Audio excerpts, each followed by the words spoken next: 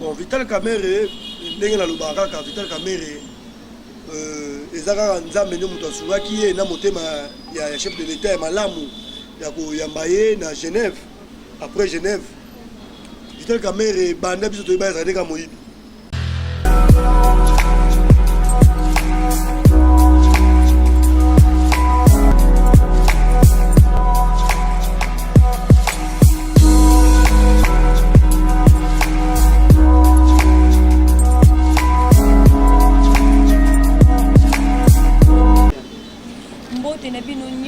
Balancer yokason de l'UDPS tozalaka wana toujours mpona komemela bino basango na matali mboka na biso yokason tidi azalaka wana toujours mpona komemela bino bayimboka oyo bazalaka wana toujours mpona kolobela mboka na biso na sa nga moko te mkomwa lelo nake kokundolela bino moko ya bayimboka oyo alobaka kitoko tokoyeba mosoloni moyimboka memeli biso Monsieur Kinkela Muyombe les grands combattants les coordonnateurs ya Union des Tshisekedistes ya Nekongo tokoyeba mosoloni moyimboka memeli biso mkoyo mwa lelo mbote papa mbote mama boni santé papa santé malamu na sepele mingi koyambanga na plateau na yo koyambanga na plateau na yo et na kopesa bandeko bazolanda biso mbote na Congo partout dans le monde Zabenga ndeko na bino Kinkela Muyombe les grands combattants les coordonnateurs ya Union des Tshisekedistes ne Congo ITN Congo bar IDPS donc on est là merci mona mboka kitano masolo ya Vital Kamerhe o balobi ete nungu kotangola bipana bipe balobi papa tito ayibi chips yo ya bana moi le ba moko mona bon Vital Kamerhe ndenge na lobaka ka Vital Kamerhe ezaka nzambe nyo muto asungaki ye na motema ya chef de l'État ya malamu ya koyamba ye na Genève. Après Genève, Vital Kamerhe banda biso toyeba ezalaki ka moyibi et peuple congolais ayebi ye kombo de babengaka ye caméléon. Vital Kamerhe batour oyo azosala ayeba yango ke non awa justice ezosala mosala il faut ya à se présenter la justice balandela makambo oyo asalaki parce que David Bletner oyo Kamerhe engagé qui pour le makambo ya 100 jours le chef de l'État déjà azana bakangaki ye ça veut dire que Vital Kamerhe il faut ya pour Vital Kamerhe ngala yebi a travailler dire Kamerhe a travailler dire mais la lobele Kamerhe ba $2000 ba $3000 nous pesa ba de biso IDPS wa za mbongo te oyo ko convoquer mutu ba lo lia mbongo bito yebi oza caméléon to yebi yo bien oza caméléon ba lo lia mbongo et puis makambo nyonso ebima na mpoasa ngala yebi ozo travailler mais travailler kaka fin 2023 fin 2023 chef de l'État le la confiance na yo mais yeba yango na yebi ozana pour la chapeau de banane le chef de l'État a glissé pour 2023 pourtant le peuple va remonter makambo ça limité ba le non chef de l'État échoué donc déjà ba complot na bino ba to Kabila na yebi parce que d'ici là ba benga ngai vendredi ba to benga yi Muyombe les grands combattants to moni Vital Kamerhe na 21h à côté de Nako ya Nemi Moulani abimi 2h du matin OK ça la nini kuna Kamerhe OK ça la nini kuna bande ba benga oza concert oyebi ezaki vendredi OK nanga ndaka Neli Moulani na 21h obimi 2h du matin OK ça la nini kuna vendredi semaine passée na awa na côté Casino Royal na Casino Royal awa na la Kadeko avenue Kadeko ba bengi ngai Kamerhe za kuna mais Kamerhe makambo yo zo luka mboko aussi sango prison eza wana justice eza wana basa musala bango mais aller la biso ya bonne gouvernance chef de l'État za muto moyibité hein chef de l'État za ndi Jésus so kutana ye il faut changer yo le kutana chef de l'État ozo changer té ça veut dire que moyibi na yo et kotika aussi la té moyibi na yo aussi la té parce que Kamerhe nenga za wana ngala yebi Kamerhe bien Kamerhe aza mutu moko boye azo travailler dire parce que tokuta na réunion moko boye tokuta na réunion moko na parler de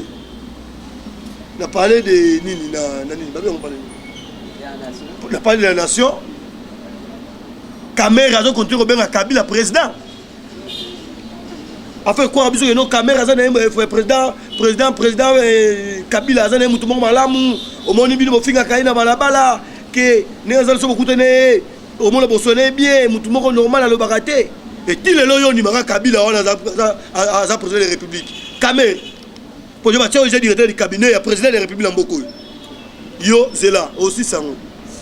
donc proposa si je comprends bien mon amboka bino na bango penza courir sur les calcités UDPS na UNC sur les calcités biso makambo ya corps biso ba combattant okipaka yango te wala les années hiérarchie chef de l'état ba travailler kuna na bango ensemble état biso te biso peuple congolais tonima te un jour rozala biso UDPS tonima te un jour to buna bitumba oyoyo pour to sala na to sala coalition bitumba biso buna ba coalition na te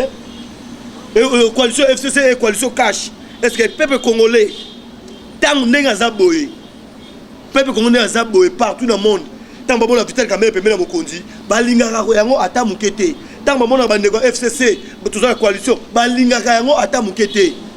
Donc accord Rwanda, accord Rwanda peuple congolais équipé était étalé était. Nous on est là pour soutenir le chef de l'État. Ceux qui ont chef de l'État, yo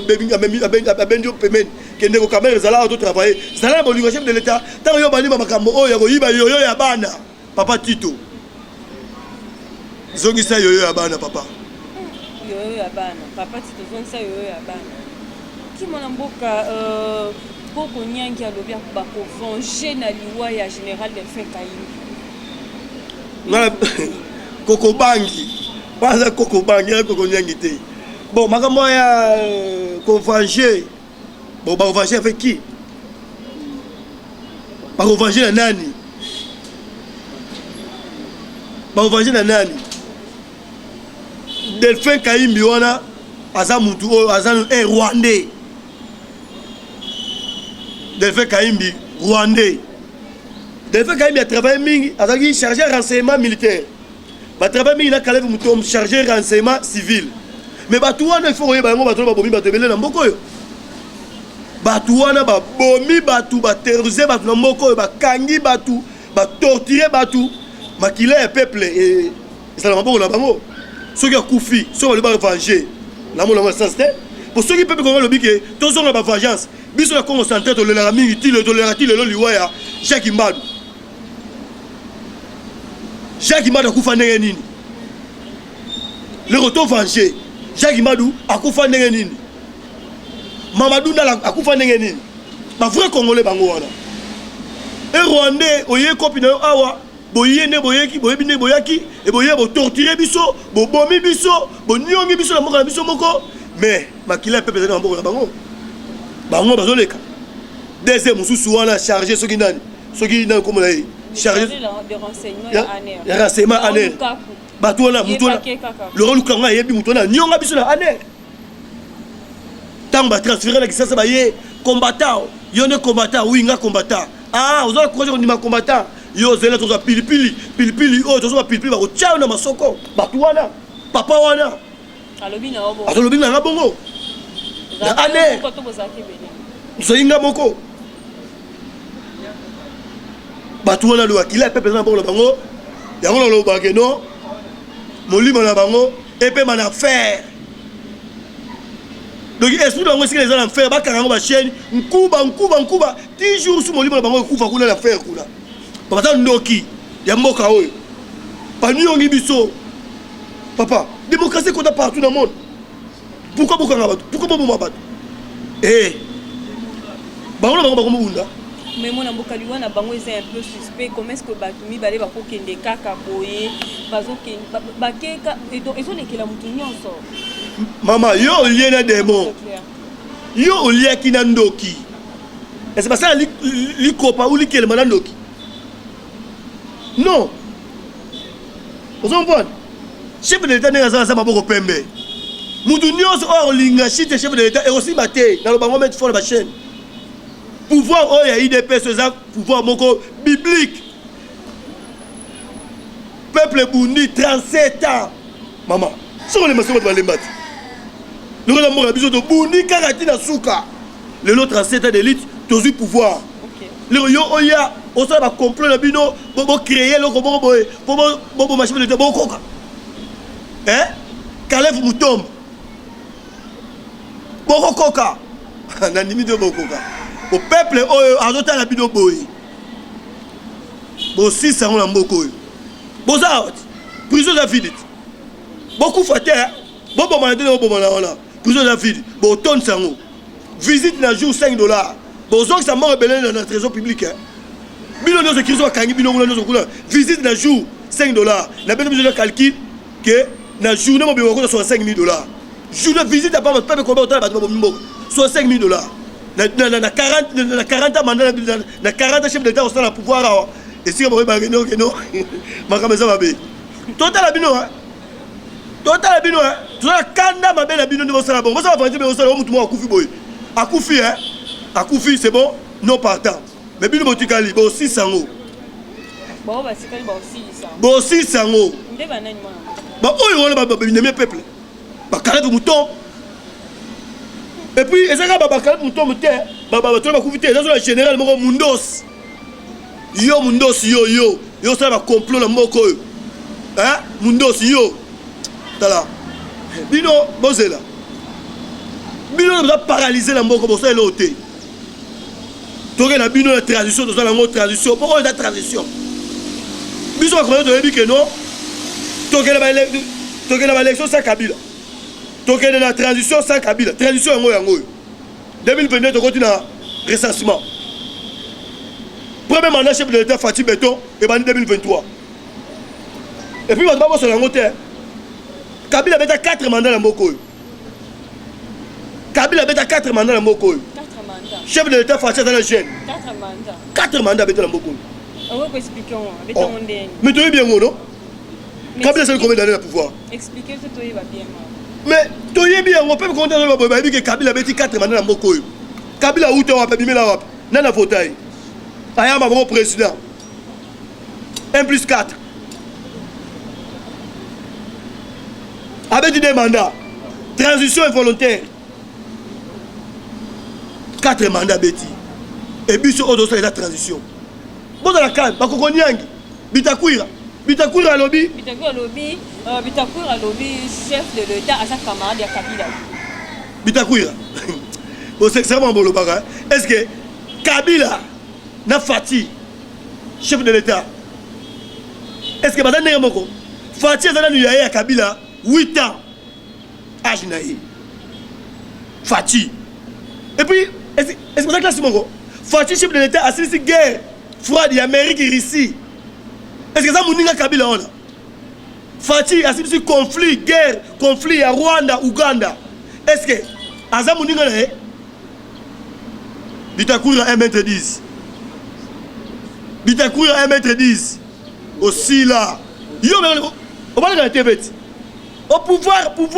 pas peut se rencontrer ça s'arrache Bitakura au monde on lokola IDPS papa Koufi et puis on passe bino président c'est IDPS les autres comme yo Bitakura aussi là et puis maman les ambassadeurs tu peux dire papa question Bitakura Basila bazara sous la maramote Basila. Ok, merci beaucoup, moi, Mboka. 20 ans, comment dirais-je, en 2020 déjà, une année à Moko Mboka, dans la pouvoir, à l'objet 2020, c'est ça, année d'action. Action, pour remarquer déjà, ni les gens qui tambola. Pour ça, moi, Mboka. Ni les gens qui tambola déjà. Néna le Baraka, chef de l'État Fatih Beton, Fatih Bakote le Maza. Fatih Kuba chef de l'État a formé na makambo ya malamu moni biso to ya IDPS te ba mema biso na IDPS te tant ba papa na banda ba biso que non vivre na binoté et ça ba tout le monde va bloquer station na mboka et bango ne ba ça la biso vivre vie ya bendio chef de l'État Fatih ayebi que non soka zu pouvoir il faut muto atanga muto faut lia misala faut ezala état de droit faut appliquer droit de l'homme faut ezala et mon na mboka effectivement gratuité d'enseignement yango wana réussite 100% guerre na beni kuna toujours évoluer déjà ici aussi là Ebola na beni esili na est esili justice ba action je peux dire yango wana justice omona bakangi David Blatner et bato musu bazo semaine yo bazo kanga mapo na lobaki na chef na sengaki na procureur général sala musala ndenge penza eloba meli tala pardon procureur général pardon nga jour na kota aner na beta 6 mois jour na bimaka na somaka bible na komo lenga torture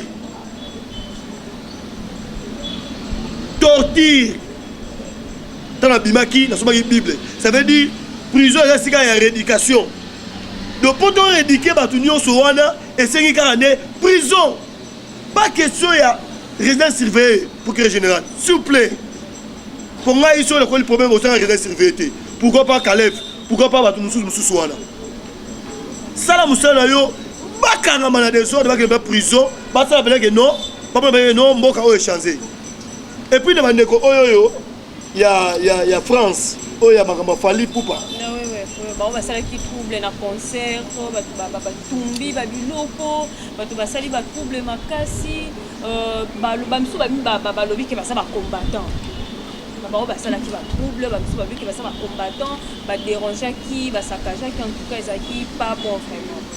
bon nakoloba na bandeko wana baza bacombattant te po combattant aza mutu aza éduqué combattant a révolté la cause moko juste. Vous comprenez? Biso de révolter la moko contre cause moko juste. Que non, bazo boma biso ma vie passe et bato mo balingo tika pouvoir te. Vous comprenez? Yango biso to révolter ti le lot pouvoir la cause moko juste. Bandeko ya France ba ba ke état de droit et bana kuna. Biso le lot état de droit eza jeune. Ezo kota malembe. Tango bango bazo manipuler bango na ba muzitu. Na ba fayulu wana za suma kambote ke etali mboka non po zala ki bala sa image ya mabe ya Congo ya chef de l'état que non bango jusque là ba résultat wana te que chef de l'état bazo reconnaître niveau libanda mais non franchement lobi que non bazo ba que chef de l'état na Congo eza fati et comment bino famille na bino ba teka lupango po yo ke ne poto OK poto ko contre la manipulation mo ya buzoba et ba kangi bino batini na yoka ki ba musu batini bango awa baza refoulé musu baza refoulé ba musu ba refoulé ceux qui ba refoulé ah mais boye ba ke mboka o ezamo état de droit ngai bakanga na 2010 na Luanda na mama IDPS bakanga biso batini biso na constant Mwanda kabinda to bimi Mwanda to yati na aner ponga beti 3 fois aner to yati to betaki boloko mais bango ne batini bino kulombo trouble public na mboka batu wana nyonso eza kobebisa réputation ya biso bacongolais congolais aza mutu moko pamba te congolais aza mutu moko instruit mutu moko oyo alandaka mutu oyo aza na souci ya ndeko mutu oyo asikutani na ye e bino bazo manipule bapoliticien ndeko oyo barefoule oza awa nalobaki bino ti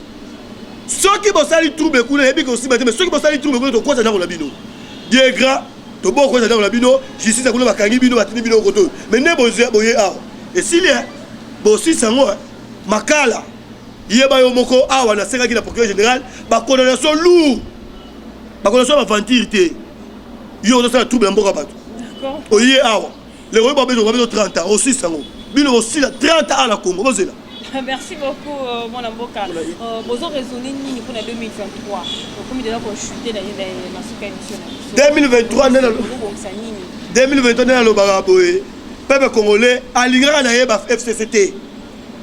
FCCT existé lelo pour basalaki ma eloko moko badiemelanga na bomengo na biso ya peuple congolais pour peuple congolais ayebi mboka oyo il faut démarrer mboka oyo tango nango kodémarrer ekoki e bakabila wana bakabiliste balingi badiemela na pouvoir na biso oyo 2023 toko écraser bango pour oyo eza nango transition nazoyoba le premier mandat chef de l'État yoba na 2023 mandat chef de l'État chef de l'État Félix Antoine Tshisekedi Tshilombo en 2023 on a trouvé la transition sans Kabila yango transition yango 2023 tous ont mobilisé ma base na biso ya Congo ya Poto mobilisez-vous Fati béton Fati volonté Fati Kiswadi Fati Kuba Fatima Kotelemaza azali leader oyo nzambe ne mutu atinelaki ye biso po abongisa mboka oyo lelo gratuité d'enseignement kala mingi te awa bahôpital ekoma ofele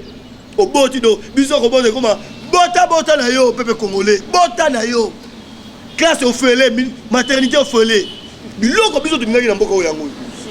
Merci beaucoup mon avocat. Moi les loba moya suka pona ba téléspectateurs. Bon, liloba nanga ezali kaka nazo sepela nanu makasi sepela makasi na hiérarchie na biso ya IDPS hiérarchie na biso ya IDPS na ndenge bazoki mokano ya ko célébrer ba jour nyonso oyoyo ba président ya biso nyonso baleka na mboka oyoyo eza esengo makasi Dieu est grand que le 24 février oyo toza manifestation makasi ezalaki journée ya président ndeko na biso Joseph Kasavubu akufaki ekozala manifester na niveau ya Congo central IDPS mobimba ekozala kuna eza esengo makasi mpona biso bane Congo atangi leader ne Congo eza esengo makasi chef de l'état la comprendre IDPS mobimba ekozala kuna chef de l'état akozala kuna président A.I. Kaboun akozala kuna eza IDPS ozoma maman eza IDPS chef de l'état akozala kuna président A.I. Kaboun akozala kuna biso nyonso bandeko ya IDPS ozala kuna na kosenga bandeko ya Congo central de Kasangula Mwanda Matadi Boma benu se mobiliser ya quelques nous mosi ya kiese le 24 ata président mo suivant na niveau Congo na niveau ya Congo salaka mambo yayi que non Kasavu mekufwa ba bandone kaplina mais IDPS mekuza na initiative ya ngolo ya ku reconnaître batu na lolaka mingi salaka mambo mingi na bwana yayi ku reconnaître beto Kasavubu sabla kusala fête mosi ya nene niveau Congo central ya kele kima mosi ya important et puis qui est ce mingi na ntima. Merci beaucoup mon avocat. Numéro ya contact na yo. Bon, numéro ya contact na ngai ezali plus 243 89 610 34 04 plus 243 89 610 34 04 na kosenga na bandeko ya partout ya Congo tozali na structure ITN Congo Union des Tshisekedistes de Congo ne Congo ezaka te mpona Congo central non eza mpona Bandundu eza Congo belge donc Bandundu Kisasa Congo central boya tokuta na siège na biso ezali na 7e mairie na avenue Ixoras chaque dimanche tozalaka na bamesse patriotique boyaka bobenga numéro tokuta na tosangana mpo tosoutenir chef de l'état bobilemba te bandeko ya Bandundu bandeko ya Congo central bandeko ya Kisasa Bandundu Congo central ebunda mpona IDPS ezwa pouvoir oyo Dieu grand tozwi pouvoir oyo boya bosoutenir chef de l'état bolakisa visibilité na bino boyeba mpe ke no bozalaka bampangi ya Bandundu benukuiza totombola pouvoir ebetu yake pouvoir betu naka samu na yawu benukuiza IDPS grâce à beno et peuple congolais grâce à tout bien pour soutenir chef de l'état 2023. Ok, merci beaucoup chers téléspectateurs. Beaucoup moyimbo kalobi bino okanisa kaka UDPS ezala kaka ya baluba. Non, UDPS eza ya nyonso eza ya munoko nyonso eza na kati ya UDPS. Tout le la tribalisme ko ba ete non bazaka eza ya baluba c'est un parti ya baluba bodo. Non, ce n'est pas bien. Biso to sangana to soutenir homo ko zamboka to soutenir Congo et kende liboso to tonga un Congo meilleur. Je dis un grand merci à toute l'équipe technique de Okaso de l'UDPS encore. Merci Ming, la présidente Delphine Katele Okaso, Mbote et maman Angèle la Virginie, présidente Sampaio de Chine, papa pour les maisons de grenier, la personne Mbote de Siko Sali, la personne peuple congolais, Mbote Mingi, Mitouna la ville, ça sera toujours le bienvenu chez nous. Bisika Toloba qui m'avait, Olimbi Sibiso, Bisika Toloba qui m'a l'amour. Zamba Likolo, abattre la bino, abattre la paix biso, tout un ami.